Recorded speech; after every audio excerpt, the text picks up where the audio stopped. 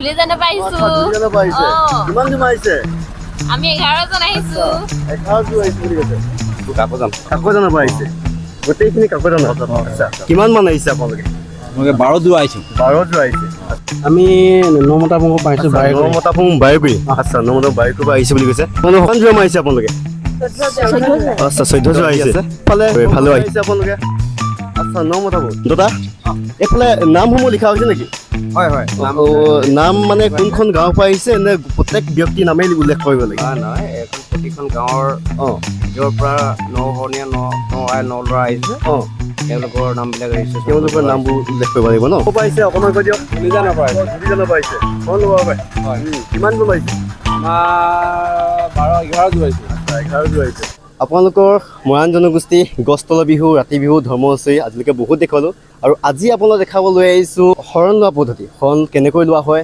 অকণমান তাৰ আৱাসী দেখাব চেষ্টা কৰিছোঁ আৰু সেইবাবে আহিছোঁ বৰ্তমান মামনি গাঁৱৰ শ্ৰী ৰূপহী সত্ৰলৈ আহিছোঁ আৰু ইয়াৰ কিছু দৃশ্য দেখাব চেষ্টা কৰিম নমস্কাৰ মোৰ নাম শ্ৰী তপন কুমাৰ বৰা আপোনালোক সকলোকে পুনৰবাৰ উত্তৰ পূৰ্বাঞ্চল নতুনকৈ ইউটিউব ফেচবুক ইনষ্টাগ্ৰাম তিনিটা ডিজে প্লেটফৰ্মলৈ স্বাগতম জনাইছোঁ আৰু এয়া আহি বৰ্তমান পালোহি শ্ৰী মায়ামা ৰূপহী সত্ৰ অকণমান দেখাব বিচাৰিছোঁ আপোনাৰ ভিতৰলৈ যাম আৰু জীয়ধন দাদাৰ লগতো অকণমান কথা পাতিবলৈ চেষ্টা কৰিম অকণমান যাতে কেমেৰাটো আগলৈ লৈ আহে আৰু এয়া অকণমান দেখাবলৈ চেষ্টা কৰিছোঁ শ্ৰী মায়ামা ৰূপহী সত্ৰ এইফালে যাতে কেমেৰাটো ফ'কাছ কৰে ইয়াৰ কামনা কৰিছোঁ স্থাপিত 1953 চনতে হৈছিল আৰু এয়া গাইজ আমি সত্ৰৰ ভিতৰলৈ সোমাই আহিছোঁ এয়া খুব সুন্দৰভাৱে ফুল ফুলিছে বুলি ক'ব লাগিব এইফালে ফুল আচলতে পাতখিনিয়ে ফুলৰ দৰে কি সুন্দৰভাৱে ফুলিছে অকণমান দেখুৱাইছোঁ আপোনালোকক আৰু এফালে আই আছে আইকো অকণমান দেখাম বুলি ভাবিছোঁ নমস্কাৰ দেই প্ৰথমে নমস্কাৰ ভালনে আপোনাৰ আছো ভাল বুলি আছো হয় যিহেতু আজি শৰণ ল'বলৈ আহিব গতিকে অকণমান পৰিৱেশ দেখাম বুলি ভাবিছোঁ আমিও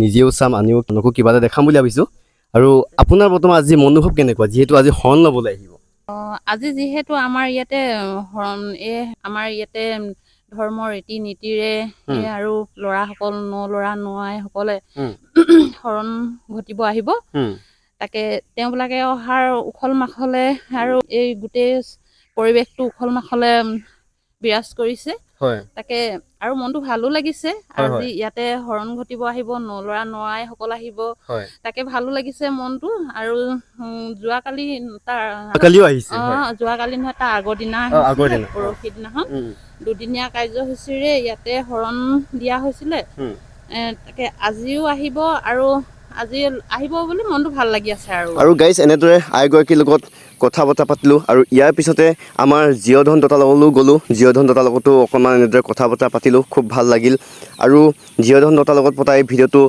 বেলেগকৈ দিয়া হৈছে যিটো আগতীয়াকৈ দি ৰাখিছোঁ আপোনালোকে গৈ পেজত চাব পাৰে গতিকে একেলগত দিলে ভিডিঅ'টো যথেষ্টখিনি দীঘলীয়া হৈ পৰিব গতিকে বেলেগকৈ দি ৰাখিছোঁ আৰু এনেদৰে জীয়ধন দাদাৰ লগতো কথা পাতিলোঁ খুবেই ভাল লাগিল আৰু ইয়াৰ পিছত যিসকলে শৰণ ল'বলৈ ককাইদেউ বৌসকলে আহিছে তেওঁলোককো অকণমান দেখুৱাব বিচাৰিছোঁ আৰু এয়া লগ পাইছোঁ এনেদৰে ক'ৰ পৰা আহিছে আপোনালোকে কাকজানৰ পৰা আহিছে গোটেইখিনি কাকজানৰ কিমান মান আহিছে আপোনালোকে মই 12 জন আহিছো 12 জন আহিছে আচ্ছা 12 জন আহিছোঁ বুলি কৈছে অকণমান দেখাব চেষ্টা কৰিছোঁ আহিলে নে কাকজানৰ নেকি আপুনি কাকজানৰ আচ্ছা কাকজানৰ অকণমান দেখুৱাই দিছোঁ আপোনালোকৰ চেহেৰাসমূহ কাকজানৰ ইফালে ক'ৰ পৰা আহিছে আপোনালোকে আমি নমতা পং পাইছো নমতা পং বাইবি আচ্ছা নমতা বাইকো পৰা আহিছে বুলি কৈছে আপোনালোক সকলোৱে বাইবি আচ্ছা নমতা পং আচ্ছা অকণমান দেখুৱাই দিছোঁ দেই এইফালে কিমান জন আহিছে আপোনালোকে আচ্ছা 14 জন আহিছে এইফালেও আহি আছে ইফালে ক'ৰ পৰা আহিছে আপোনালোকে আচ্ছা নমতা পং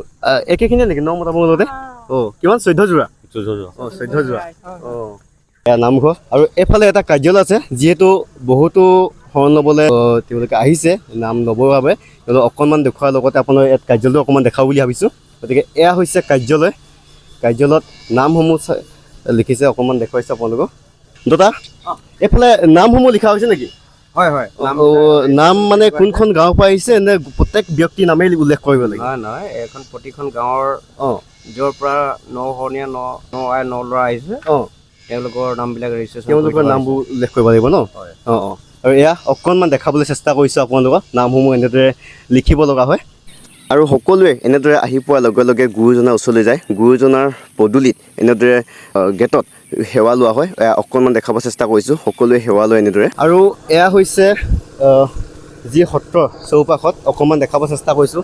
এনেদৰে আহি মুঠ খাই অকণমান দেখাব চাইছোঁ। এইফালে বোপাই আহিলে আপোনালোকে? অঁ, আৰু আহিবলৈ আছে চাগে আমাৰ? আহি পাবহি। আচ্ছা, পাবহি বুলি কৈছে।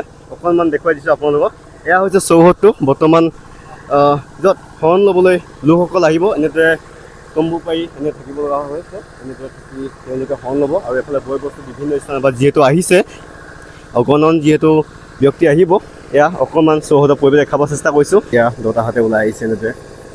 পানী আনিব জানে নেকি আপুনি? হয়, পানী আনিব। মানুহ ব্যক্তিসকল লাহে লাহে আহিছে আহিছে ন? প্ৰায় আহিলে আৰু প্ৰায় আহিলে। অঁ। আৰু এনেদৰে গুৰুজনাৰ সেৱা লোৱাৰ পাছতে এনেদৰে সকলোৱে নামঘৰলৈ আহে। নামঘৰত এনেদৰে বয় বস্তুসমূহ লৈ আহিছে আৰু ইয়াত কিছু সময়ৰ পাছতে গায়ন বায়ন হ'ব। আৰু এয়া দেখা পাইছে বয় বস্তু লৈ গৈছে। যিসকল শৰণ ল'বলৈ আহিছে, শৰণ ল'বলৈ অহা ককাইদেউ বৌ সকলোৱে এনেদৰে আহিছে। এয়া দেখাবলৈ আপোনালোকে চেষ্টা কৰিছোঁ। আৰু আজি ইয়াত শৰণ ল'বলৈ আহিছে কাকজান, ধূলিজান আৰু হাতীজান, এই তিনিখন গাঁৱৰ পৰা আহিছে। এয়া দেখা পাইছে বিভিন্ন ককাইদেউ বৌ বিভিন্ন এই তিনিখন গাঁৱৰ পৰা আজি আহিছে। যিহেতু এয়া অকণমান দেখাবলৈ চেষ্টা কৰিছোঁ আপোনালোকক। ইফালে ক'ৰ পৰা আহিছে অকণমান কৈ দিয়ক। ধূলিজানৰ পৰা আহিছে। ধূলিজানৰ পৰা আহিছে শৰণ ল'বৰ বাবে? হয়। কিমান জন আহিছে? আমাৰ 12-11 যোৰ আহিছে। আচ্ছা, 11 জন আহিছে। অকণমান দেখুৱাইছোঁ এইফালে দাদী। অঁ, আজি শৰণ ল'ব? হয়। অঁ, অকণমান দেখুৱাইছোঁ দেই। অঁ, ধূলিজানৰ পৰা আহিছো। ধূলিজানৰ পৰা আহিছে। কিমান জন আহিছে? আমি 11 জন আহিছো। 11 জন আহিছে বুলি কৈছে। আৰু এইফালে লগতে মোৰ মা আহিছে। এয়া দেখাই দিছোঁ আপোনালোকক, অকণমান চিনাকি কৰিছোঁ। এয়া হৈছে মোৰ মা। আৰু এনেদৰে সেই আহি পোৱাৰ লগতে গুৰুজনাৰ ওচৰত যায় আৰু এয়া সেৱা কৰি আহিছে। এয়া দেখা পাইছে আপোনালোকে, সেৱা কৰিবলৈ যায়, সেৱা কৰি আহিছে। আৰু এনেদৰে শৰণীয়া হওক, জ্যেষ্ঠ হওক, সকলোৱে আহি গুৰুজনাৰ ওচৰত পোনপ্ৰথমে সেৱা কৰিবলৈ যায়। এয়া দেখুৱাবলৈ অকণমান আপোনালোকৰ দৃশ্য দেখুৱাইছোঁ। আৰু সেৱা এনেদৰে লোৱা হয়। অকণমান এয়াও দেখুৱাব চেষ্টা কৰিছোঁ। গুৰুজনাৰ ওচৰত সেৱা কৰা হয়, এয়া দেখুৱাবলৈ আপোনালোকক বিচাৰিছোঁ। আপোনালোকক যিহেতু ভিডিঅ' ফুটেজসমূহ দেখাব চেষ্টা কৰিছোঁ। আৰু ইয়াৰ লগতে আৰু এটা কথা ক'ম বুলি ভাবিছোঁ। যিহেতু ভিডিঅ'টো প্ৰস্তুত কৰিছোঁ যদিও আপোনালোকক সকলো পৰিৱেশ দেখাব নোৱাৰিম, যিহেতু আনুষংগিক ৰূপতহে কিছুমান বস্তু দেখাব পাৰিম। কিছুমান নিয়ম অনুযায়ী কৰিব লাগিব। আৰু সেয়েহে যি শৰণ ল'বলৈ যাব, নদীত গা ধুব, গতিকে এই পৰিৱেশবোৰ আপোনালোকক মই দেখাব নোৱাৰিম। যেতিয়া গা ধুই আহিব তাৰ পিছৰ পূজাখিনি আপোনালোকক দেখাবলৈ পাৰিম। গতিকে এতিয়া বহু ৰাতি হ'ল, প্ৰায় 12টামান বজাত আহিব বুলি কৈছে। এতিয়া 10:30 হৈছে, 10:30 বাজিল। আৰু প্ৰায় ৰাতিপুৱালৈকে এই প্ৰক্ৰিয়াটো চলি থাকিব। যিহেতু ৰাতি ইয়াত শৰণ ল'ব, নদীত গা ধুব। আৰু নদীত গা প্ৰায় 12টামান বজাত ধুব বুলি মই জানিব পাৰিছোঁ। আৰু ইয়াৰ পূৰ্বেও নিয়ম কিছুমান আছিল। যেতিয়া গাঁৱৰ পৰা আহে, নামঘৰত সেৱা লয়, ঘৰৰ জ্যেষ্ঠ ব্যক্তি সেৱা লয়, গাঁৱৰ মুখীয়াল যি জ্যেষ্ঠজন তেখেতকো সেৱা লয়। গতিকে এই পৰিৱেশটো অকণমান দেখাব নোৱাৰিলোঁ, অলপ সোনকালে আহিবলগীয়া হ'ল যিহেতু। গতিকে অকণমান ভিডিঅ'ৰ কাৰণেও এটা অনুমতি লৈছিলোঁ। গতিকে সোনকালে আহিবলগীয়া হ'ল। আৰু এতিয়া যিখিনি পিছৰ পৰ্যায় হ'ব অকণমান দেখাব চেষ্টা কৰিম বুলি ভাবিছোঁ। গতিকে আপোনালোকে ভিডিঅ'টো শেষলৈকে চাই থাকিব বুলি আশা ৰাখিলোঁ। এয়া হৈছে নামঘৰ পৰিৱেশ। নামঘৰ পৰিৱেশ অকণমান দেখাব বিচাৰিছোঁ আপোনালোকক। যেতিয়া গাঁৱৰ ককাইদেউ বৌসকলে শৰণ ল'বলৈ আহে গুৰুজনাৰ ওচৰলৈ, আৰু গুৰুজনাৰ ওচৰত সেৱা কৰি তাৰপিছত নামঘৰলৈ আহে। যিহেতু কাষতে নামঘৰটো আছে, গতিকে এয়া নামঘৰ পৰিৱেশ অকণমান দেখাব চেষ্টা কৰিছোঁ। আৰু ইয়াৰ পিছতে গায়ন বায়ন হয়। আৰু গায়ন বায়নৰ পিছত এনেদৰে নৈলৈ গা ধুবলৈ লৈ যোৱা হয়। এয়া গা ধুবলৈ গৈছে, আপোনাক অকণমান দেখাবলৈ বিচাৰিছোঁ। এনেদৰে গা ধুবলৈ যোৱা হয়। আৰু গা ধুওঁতে লগত এজন জ্যেষ্ঠ ব্যক্তি লৈ যোৱা হয়। যিহেতু নদীত গা ধোৱা হয়, তেওঁলোকে এবুকু এডিঙি পানী লৈ তেওঁলোকে নামি যাব লগা হয়। হাতখন ওপৰ মূৰ যেতিয়া কৰি থাকিব লগা হয়, গতিকে তেওঁলোকে লগত এজন ব্যক্তি লৈ যাব লগা হয়। আৰু এয়া এনেদৰে নদীলৈ গৈ আছে, নৈলৈ গৈ আছে। আৰু আপোনালোকৰ ভিডিঅ'টোৰ মাজতে কৈছিলোঁ, যেতিয়া নৈলৈ গা ধোৱা সেই ৰীতি নীতি প্ৰক্ৰিয়া আপোনালোকক দেখাব নোৱাৰোঁ। আৰু যেতিয়া তেওঁলোকে তাৰ পৰা আহি গুৰুজনাৰ মন্দিৰলৈ যাব, মন্দিৰত দণ্ড দিয়া হয়। গতিকে সেই ৰীতি নীতিখিনি আপোনালোকক দেখুৱাব নোৱাৰোঁ। গতিকে এয়া বাহিৰৰ পৰা আপোনালোকক অকণমান দেখাব চেষ্টা কৰিছোঁ। এনেদৰে এখন এখন গাঁৱৰ ৰাইজে গৈ আছে। এনেদৰে এখন এখন গাঁৱৰ ককাইদেউ বৌসকলে গৈছে। আৰু প্ৰথমে পুৰুষসকল যায়, তাৰপিছত মহিলাসকল যায়। এনেদৰে যাব, নদীত গা ধুব, আৰু নদীৰ পৰা আহিব, আকৌ গুৰুজনাৰ ওচৰলৈ যাব, গুৰুজনাৰ মন্দিৰলৈ যোৱা হয়। গতিকে এনেদৰে গোটেই ৰাতি প্ৰক্ৰিয়াটো চলি থাকিব। আৰু লগতে যেতিয়া নৈলৈ গা ধুবলৈ যেতিয়া যোৱা হয়, তেতিয়া হাতত পাণ দিয়া হয়, 4 গুছি পাণ বান্ধি হাতখন ওপৰলৈ এনেদৰে দিয়া হৈছে। আপোনালোকক অকণমান দেখুৱাবলৈ চেষ্টা কৰিছোঁ দৃশ্যসমূহ। আৰু এনেদৰে শৰণ লোৱা প্ৰক্ৰিয়া চলে। গতিকে মই নিজেও জনাৰ লগতে আপোনালোকক কিছু আভাস দিব চেষ্টা কৰিলোঁ ভিডিঅ'টোৰ মাধ্যমেৰে। আৰু এয়া আপোনালোকক অকণমান দৃশ্য দেখাবলৈ চেষ্টা কৰিছোঁ। আৰু গাইজ এইখিনিতে আপোনালোককো এটা প্ৰশ্ন সুধিছোঁ, যিহেতু মোৰ মনলৈ আহিছে।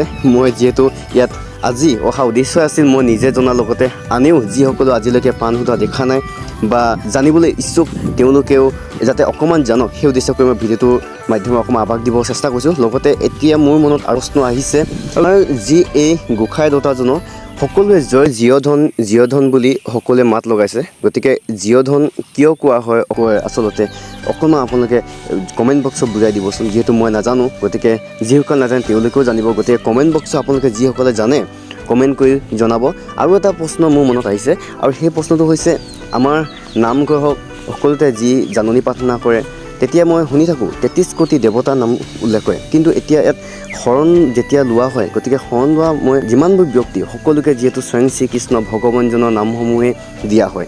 গতিকে 33 কোটি দেৱতাৰ আমাৰ স্বয়ং শ্ৰীকৃষ্ণ ভগৱানজনৰ যি প্ৰতি নাম যিসমূহ এই আমাৰ এই স্বয়ং শ্ৰীকৃষ্ণ ভগৱানজনৰ যি নামসমূহ কিয় দিয়া হয় আৰু অন্য দেৱতাক কিয় দিয়া নহয়, আপোনালোকে এই দুটা প্ৰশ্ন মোক কমেণ্ট বক্সত জনাবচোন। যিসকলে জানে তেওঁলোকেতো জানেই, আৰু জনাসকলে যদি আমাক কমেণ্ট বক্সত জনাই দিয়ে গতিকে আমি নজনাসকলো জানিব পাৰিম। আৰু গতিকে সেয়াই এই দুটা প্ৰশ্ন আপোনালোকলৈ থাকিল।